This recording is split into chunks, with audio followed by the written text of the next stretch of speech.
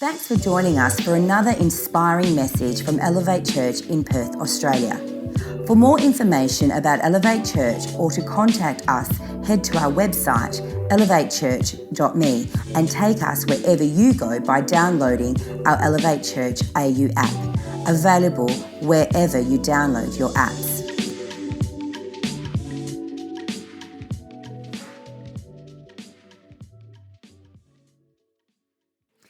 Good morning. Welcome to week 2 of our series, Do You Even Lift? And it's very difficult to say that without adding a bro on the end. I get it.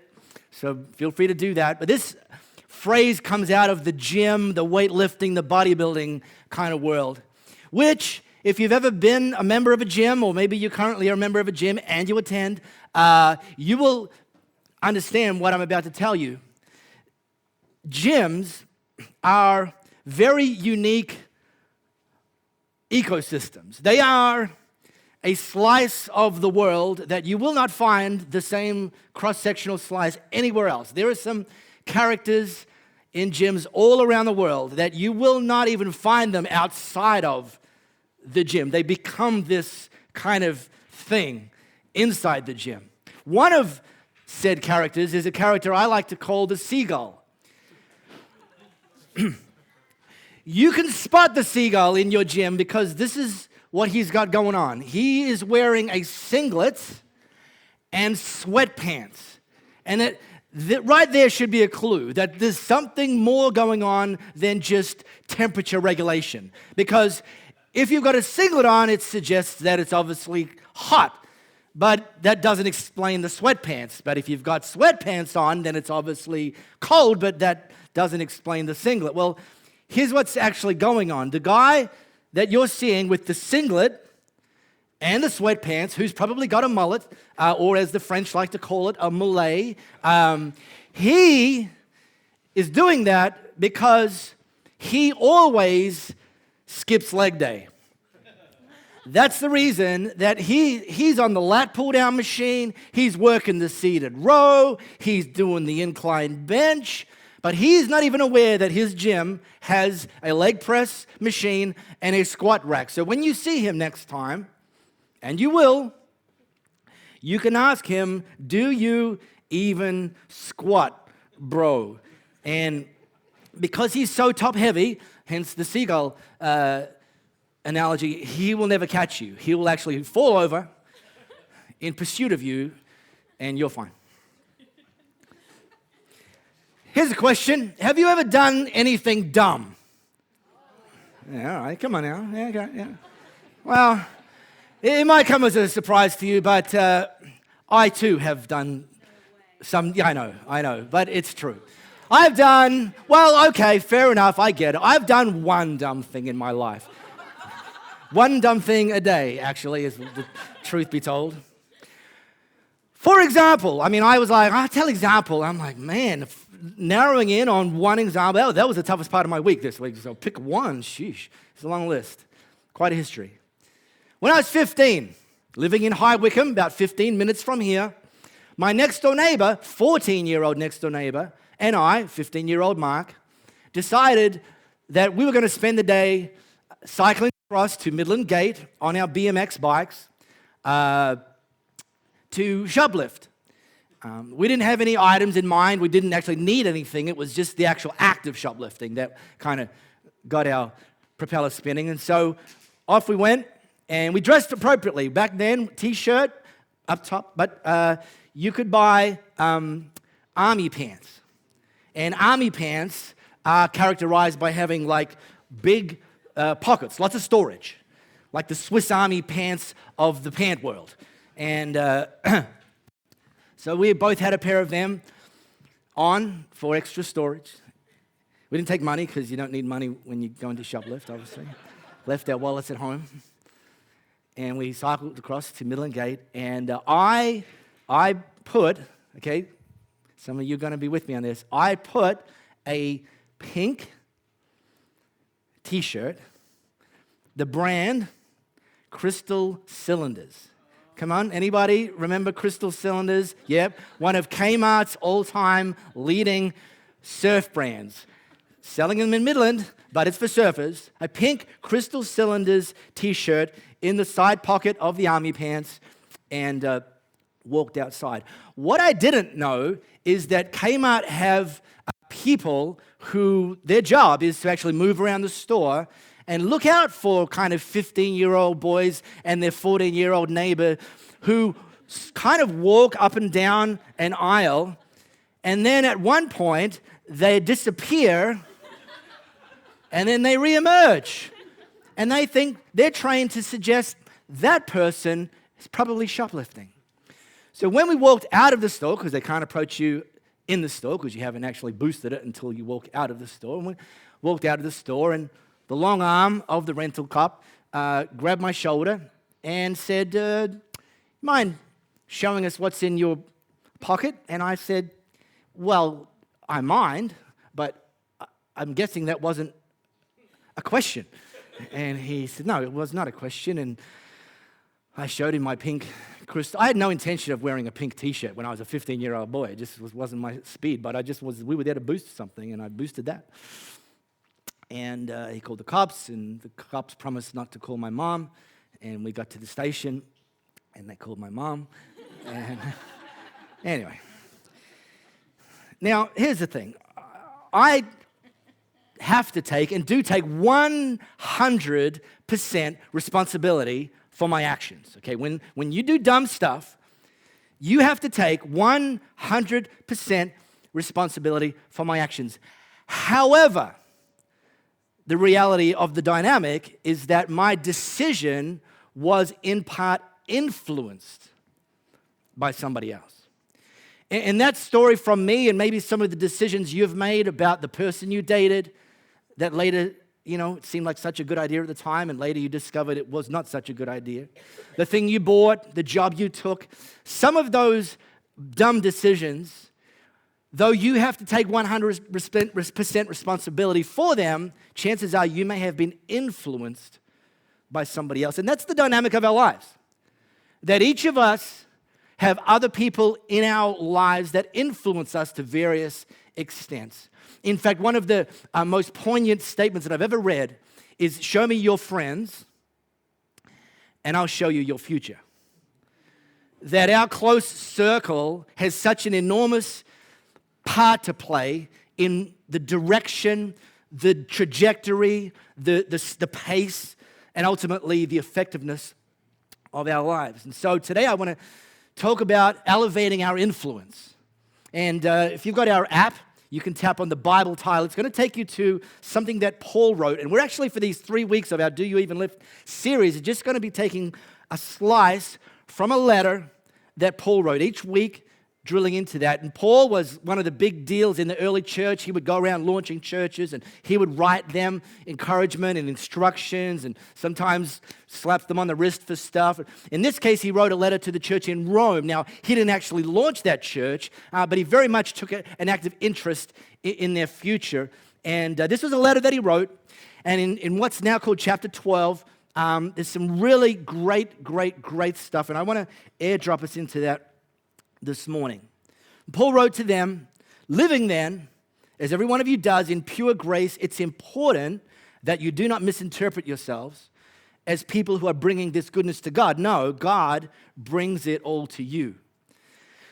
The only accurate way to understand ourselves is by what God is and by what God does for us, not by what we are and what we do for Him. And in this way, we are like the various parts of the human body.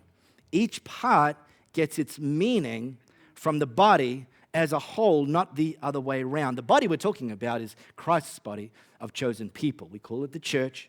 Each of us finds our meaning and function as part of His body. Paul uses this very easy to understand metaphor that the church that Jesus launched is a body, and that just like a human body, Jesus' body, the church, has many parts, and we actually find our meaning and our function in the context of the body, in the context of the church. And this is why I regularly and unapologetically tell people, you need to follow Jesus for yourself It's not good enough that your parents were a Christian, your grandparents are a Christian, your neighbor's a Christian, your spouse is a Christian, your kids. No, you need to follow Jesus for yourself, but you cannot effectively follow Jesus by yourself. He didn't set it up that way. He never set it up that way. I was preaching at a church a couple of weeks ago, and I said to them, the guys in the room right now, they're saying, oh yeah, not me, mate. I'm a lone wolf. And listen, no, you're not. Jesus tells you different. He actually instructs us, makes sure you understand, if you're trying to follow him by yourself, you're not a lone wolf, you're a lone sheep. And the devil, just like you and me, good Aussies, he loves to have lamb for lunch. But Jesus never set it up that way. He set it up that we would follow him in the context of community, in the context of his church, that we would find meaning and fulfillment in the church. Now, here's the thing. Sometimes we can maybe take that too far and get so immersed in the church that we actually kind of become like the boy in the bubble. And we live inside this culture it's got its own language and its own dress code, and its own branded coffee mugs, and just stuff that has increasingly is kind of withdrawn from the so-called real world. That's not what Jesus calls us to either. Because the reality is that whilst as a church we need to be influencing one another positively, and there should be a clue as to why that matters by the fact that we are called Elevate Church. That as a church, that it's our job to get with the people who are part of the body and elevate them. Speak life into them. Speak hope into them. Speak future into them. Speak the promises of God into them. Pray for them. Encourage them. When they fall in a ditch, get down in the ditch with them and help them to get back up as a community. That's it. Elevate. That's what God calls us to do you even lift? Yeah, I do. However, our influences aren't limited to church people. We have to actually interact with people who don't believe what we believe, with people who don't value what we value, with people who don't have the same true north that we have. In fact, it's called the other 167. That we gather for an hour here on a Sunday, and the other 167 hours of the week, we're likely to bump up against some not church people. Hopefully. And some of them will have an influence on your destiny. And if for that to be the sort of influence on your destiny that God would want for you, we've actually got to, and I want us to take a little bit of time to evaluate our influences.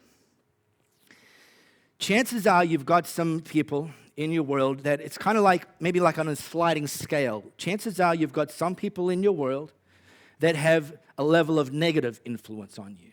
That their influence in your life is not actually pointing you and encouraging you and leading you towards God's best for you. That's possible.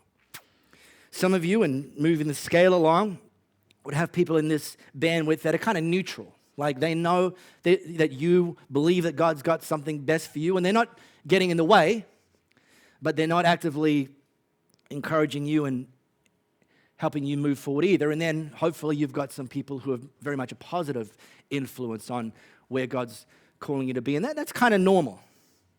It's kind of standard.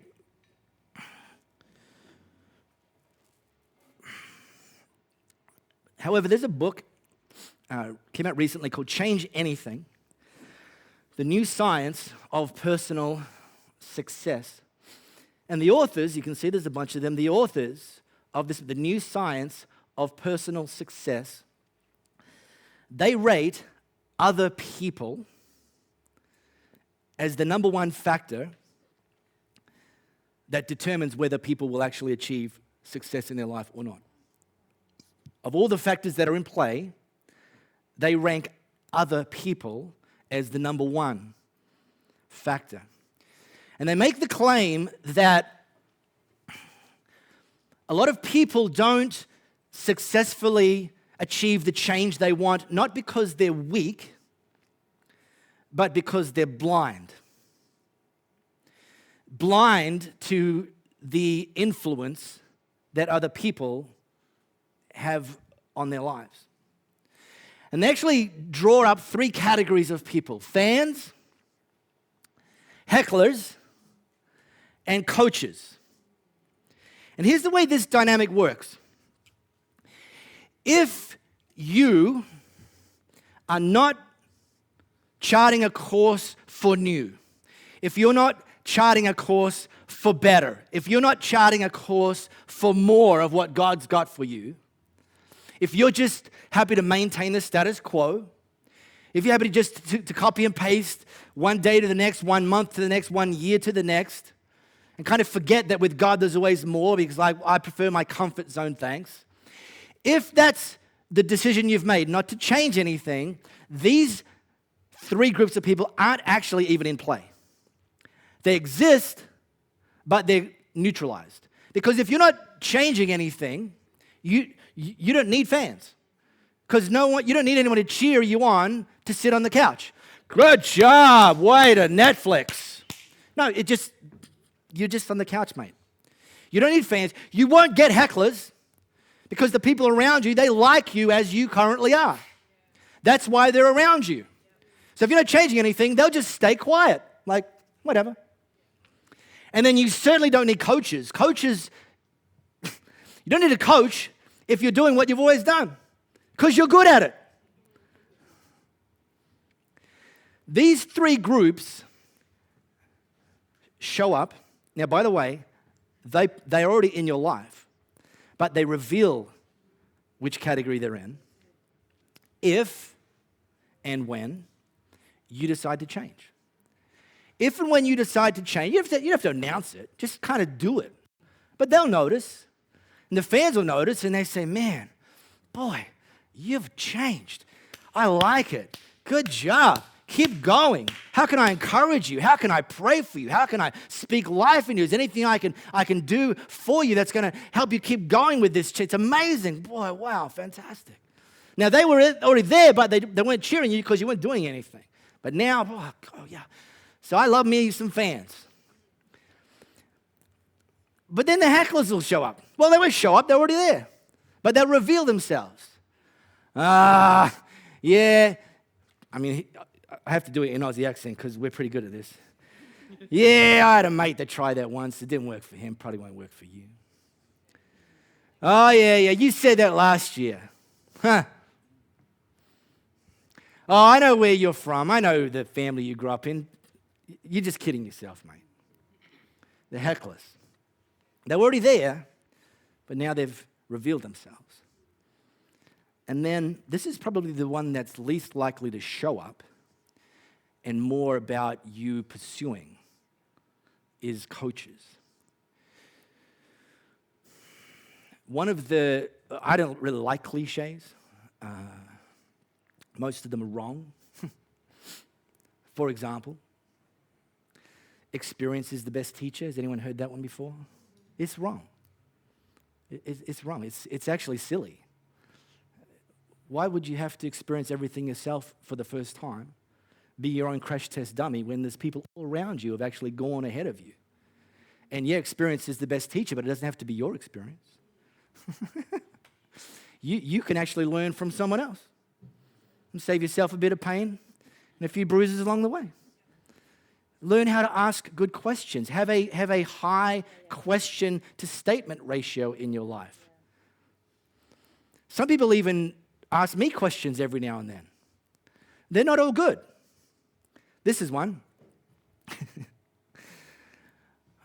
I don't know what you think, and I'm like, that's not a question.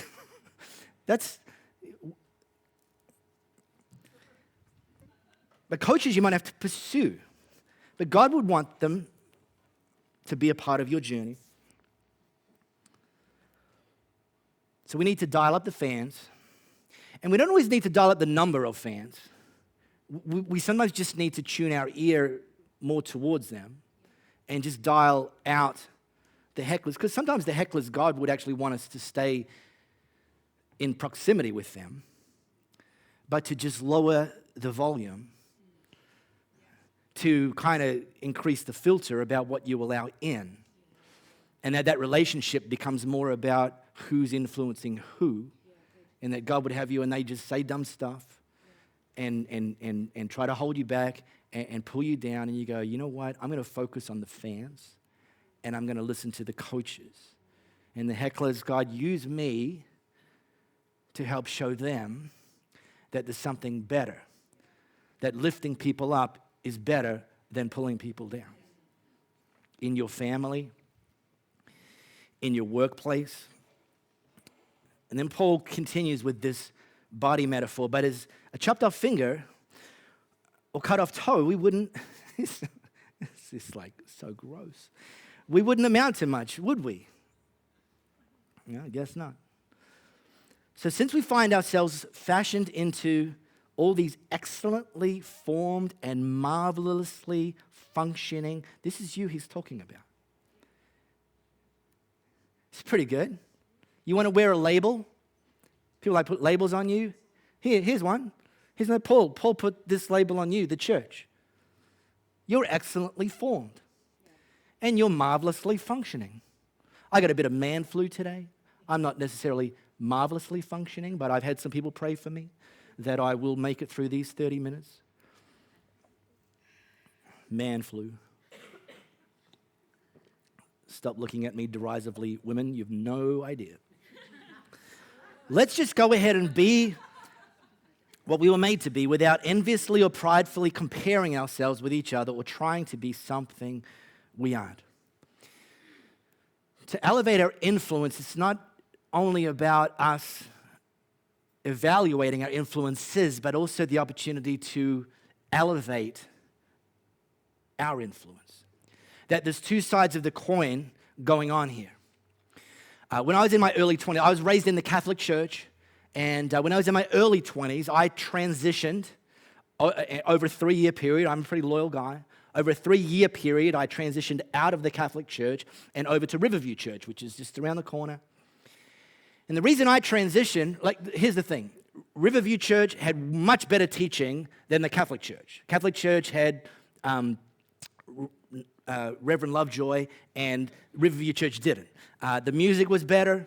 I could have actually passed the audition for the music team at the Catholic Church, and that's not a good thing. The bar is exceptionally low. The reason I transitioned is that the model of the Catholic Church is attend and observe. And that's an observation. It's not a criticism. It's an observation. That's the experience, and that's the model. Attend and observe. And there's a guy up the front with the dress, and he does the stuff, and we turn up and we watch him do the stuff, and then we leave. And I had this splinter in my mind that surely there's more to following Jesus than attend and observe. And I started reading the Bible. Who knew that God actually lays some stuff out for us to answer questions we have about life in the Bible? Who knew? I didn't know. Catholic Church, not big on the Bible. They're not. Observation, not criticism. Not encouraged necessarily to dig deep into the Bible for yourself. But I started doing that, and I discovered that actually, I started reading this sort of stuff. That I'm a part of the body, and I've actually have a place that's meant to be marvelously functioning, not attending and observing. And so I transitioned. Yeah, the teaching was better and the music was better. Actually, I transitioned from the Catholic Church to Riverview Church because there was opportunities for me to personally contribute. That was the gold ticket. And I went there and I punched that ticket. I joined the youth team because I thought I want to be a fan and maybe one day even a coach for some high school kids. And I did that for years, and on the journey went. That was all about me not just wanting to elevate my influences, but actually to elevate my influence, to be something more than attend and observe, to be a contributor, not just a consumer. And I want to just spend the 5 minutes and 51 seconds I've got left, don't look, just to drill into that. Because God's actually given every single one of us unique gifts, unique personalities, unique experiences, unique passions, and they're not just for you. God's grace is for us. God's gifts are for others. Though, in using them, we get some benefit as well. Fulfillment, satisfaction. God's grace is for us. He's forgiven us, but it doesn't stop there. It's a comma. Jesus didn't just save you for you. Jesus saves us and then calls us to use what he's put in us. Some of you might already know what your gifts are and passions are and personality is, and you've got a kind of a handle on why you've experienced some of what you've experienced, and so you've actually taken next steps into using that. And I'm going to talk specifically about Elevate teams, although being used by God isn't limited to an Elevate team. Understand that? However, it's one expression within the body that we can actually be used as a part of the body, marvelously functioning, as Paul wrote it. And some of you know that because, some of you are like, man, I just love the idea of investing into kids. And so you walk in day one, say, where's the sign-up sheet? I want to join the kids team. Great. And we make that happen easy. Some of you, you've got a passion for music and you're good at it. I have a passion and I'm terrible at it. You have a passion and you're good at it. And so you apply and the music team gives you a little audition and you pass and you're like, man, fantastic. Or you love the media side or fantastic. But not everyone has that. Not everyone has that. I know exactly what my passion is and I'm just going to dive fully. Some are like, oh, I don't know. And I'm that way. I don't have a passion for any one, and I never have, for any one specific area of ministry within the church. My passion has always been for the church. So I kind of just turn up. Well, this is the second church apart from the Catholic Church that I've been in. So 50 years, I'm kind of, averaging one church every 13.3 years. And I ain't leaving this one unless Jesus comes or I go.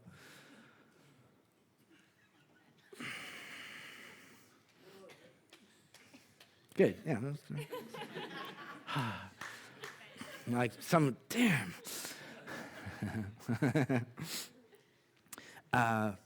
The church. So you say, well, I don't have a passion for one area, but you know what? I kind of like doing this kind of stuff. And we say, oh, yeah, well, that's probably a bit more like your personality. Or your sort of your experiences have kind of helped you zero in on that. And maybe you can take that passion for a particular kind of doing thing and apply it in, could be any one of a number of teams. Join that or join that or join that. And if that's the case, we can help you find your fit. The point is this. We are the body. Jesus hasn't called us to attend and observe. That there is a place for every single one of us, whether you're a toe or a thumb or a shoulder or whatever it is. And it's designed to be marvelously functioning. And God's church, his body, his kingdom grows and builds itself up in love as each part actually does its work. God's called us to reach people and build people. That happens when we take next steps towards functioning as the church. A couple of weeks ago, CEO of Apple, Tim Cook, gave a commencement address at a university in the US called Tulane University.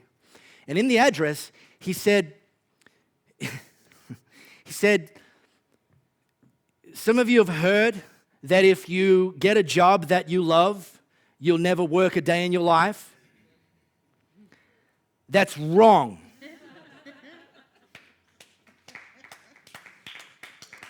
He said, no, you find a job that you love and you will want to work hard in it.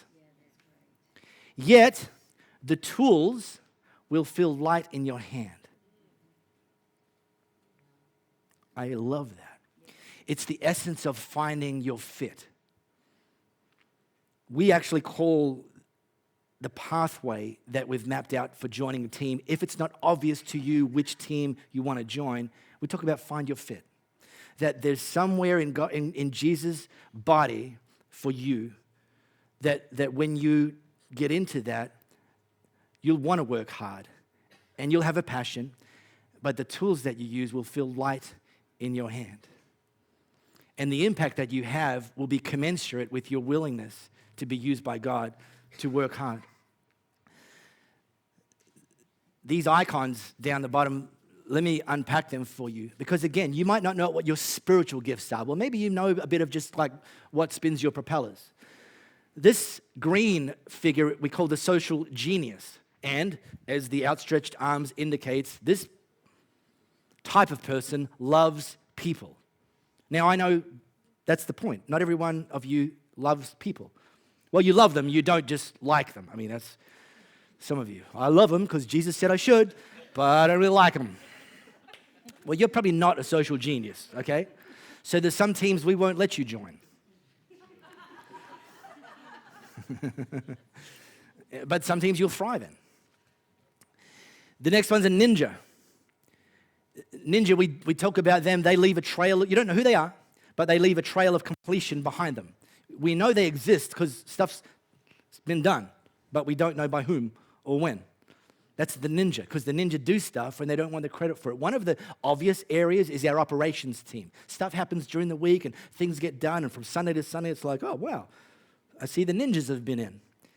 And that's what, they don't want any recognition. But then there's some of you that'll be like, no, I like a bit of recognition.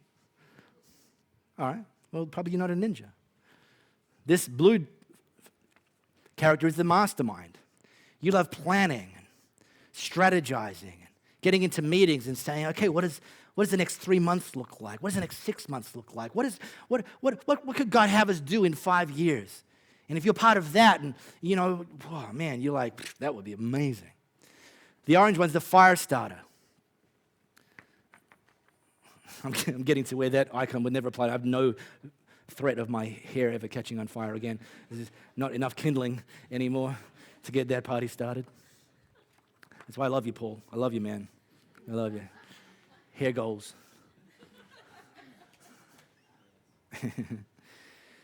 The fire starter, they're like, just throw me at anything and I will light that thing up.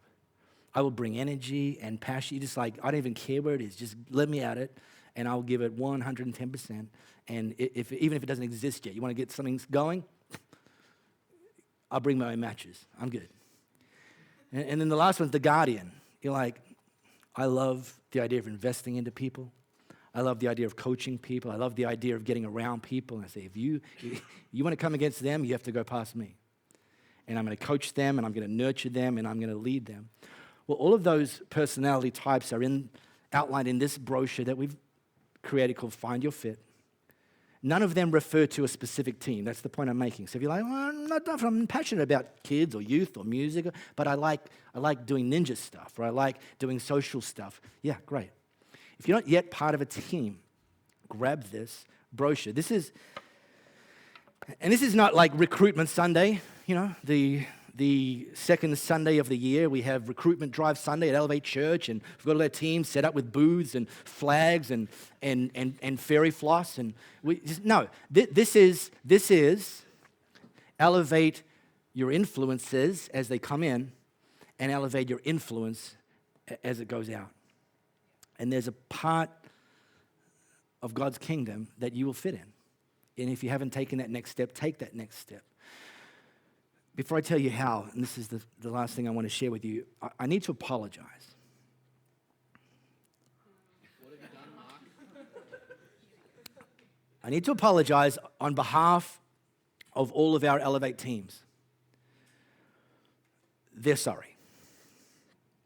And the reason they're sorry is because they've been doing such a great job that some of you have assumed that there are some no vacancy signs in those teams.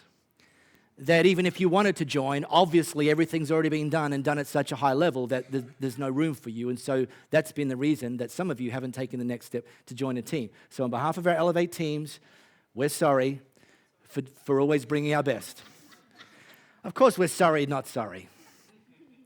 Here's the thing. God wants us to become more as a church, to reach more people as a church, to build more people as a church. And we will find a place for you that's going to increase our capacity beyond where things are today. So all you need to do, grab this brochure. It's available at our front desk. The team there will hook you up. Grab our app or a Next Step card also at our front desk. Click the next step or check the box of the next step. And then one of our team leaders will get in touch with you and help you find your fit into the part that Jesus has for you in his body. Okay, I'm off to do some squats. It's a privilege to play our part in all that God is doing in and through you. To find out what your next step could be or to partner with us to reach more and more people by giving financially, head to our website elevatechurch.me and download our Elevate Church AU app, available wherever you download your apps.